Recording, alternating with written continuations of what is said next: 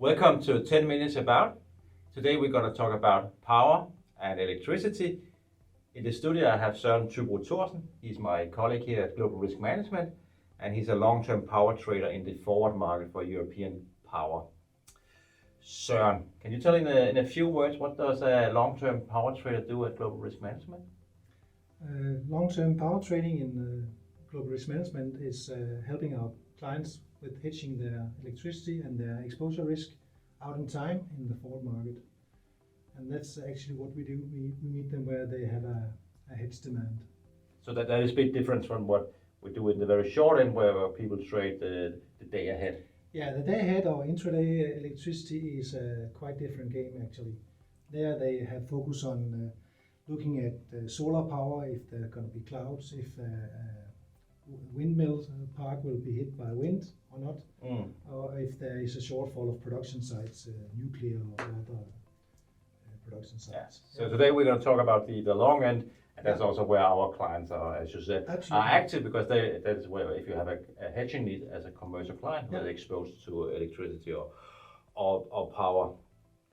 Søren, if we go a bit more into detail, you call yourself a European power trader. Can you explain a bit about what markets you are active in? Absolutely. The electricity market started in Scandinavia, actually, in the system price area in the Nordic countries. And that is also where I've been born and raised, actually. But as interconnectors have been built, Europe has become had more influence in the Danish prices as well. But GRM are active in the Scandinavian countries in the system price in most of the areas that we are within that. And then we're active in German power trading and in Spanish power trading. And that is where we are at the moment. Yeah. So Søren, so you're active in all these markets. Can you say a bit about which tenors, duration that you are active in, and where is the liquidity if clients want to hedge an exposure? Yeah. I would say that we can cover the coming month and then 2 years ahead. So close to 3 years in the areas I mentioned just before. The liquidity is at the highest in the front products, in the month and the quarters and the front calendar years. That's a general thing. After we had this crisis in Europe, liquidity at the exchanges has had a hard impact on liquidity, but still there is an okay market to work in. If you look at the screen, we have also taken a chart with us today, Søren. It shows the German baseload power curve. We have the history with a very high volatility during the pandemic and the Ukrainian war. But let's focus on the forward curve. Yeah. It's not smooth as you would expect from, for example, the oil curve and so on. Can you explain why do we have these ups and downs in the forward curve for power? Yeah, absolutely. During a year there is 2 winter seasons, and normally the winter, because the prices are at the highest compared to summertime, and that's because of the consumption there is higher, because of heating demand. But still, of course, also during summertime there's demand for cooling, but still the winters is at the highest. So actually what you can see at the curve is, I would say, a quarterly impact from the forward contracts. Yeah, so you have this that if you hedge this, you have to be aware that there's actually a seasonality in the forward curve that you have to be aware of. And that's a general thing in the power markets, seasonality. I also brought another chart. It shows the German power price and the natural gas price in Europe. And as you can see, there's a very close correlation between these two prices. Yeah. So can you elaborate, why do we have this very close correlation between natural gas prices and power prices? Yeah. Gas is a part of the merit order, and that sets the last unit used, sets the price for the whole index of electricity, what comes from renewable coal and so. And when we had a shortage of gas into Europe, that has a huge impact on the price. It was setting the price because we had a shortage. And the shortage of renewables as well, when you look at hydrology and nuclear power. Prices have come down, both electricity and power prices. Do you think in the future that it will still be natural gas that will set sort of the price in the power market, or are we moving towards a situation where these alternatives become more and more important? We have seen this spring that we have actually seen again negative power prices.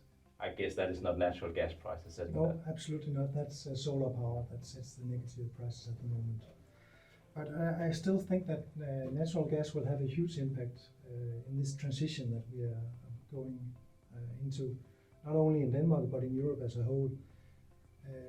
When we look forward against 2030, we will see in most of the countries a double in the use of electricity. And we have this huge renewable build-out in form of solar parks and windmill parks. And when there's no wind and no solar, we have something else that needs to stabilize the prices, and gas plays a huge role there, or whenever power to X will materialize somewhat. So from a consumer perspective, if you go in a hedge, you still hedge because there's certainly a risk of that if natural gas prices go high again, power prices would go high again. Yeah, I see that. And that will stay here for, as you say, for several years. Yeah, minimum, if you look at the plans for build out the next 3 or 4 years, 4 or 5 years, that we will have these issues with gas. And then you still have the competition between Europe and Asia on the LNG. So if we don't pay up in Europe for LNG, it will just go elsewhere.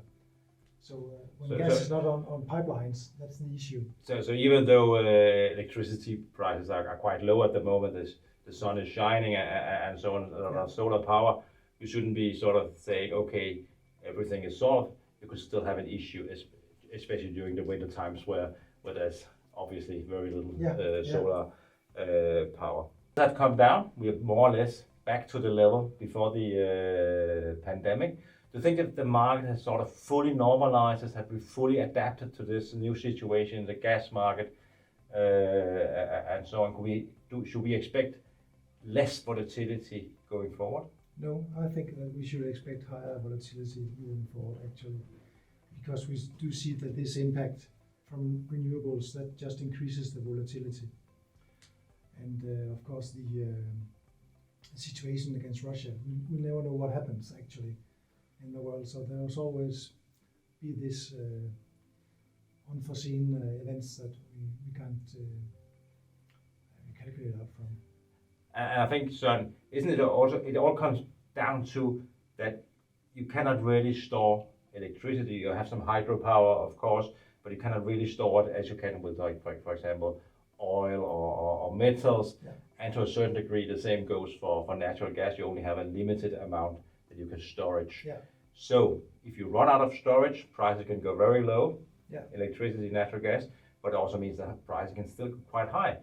If you're in a situation where the inflow is low, it could be due to bad weather, no sun, no wind, or it can be that there's no natural gas coming in. So in my view, that is the reason why we could still see very quite high volatility in these markets going forward. Absolutely. And that's what we have you for, Søren. Yeah. You can take care of that risk for our clients. I can. Thank you, Søren. Thank you for coming to the studio. And thank you for watching 10 Minutes About. See you next time.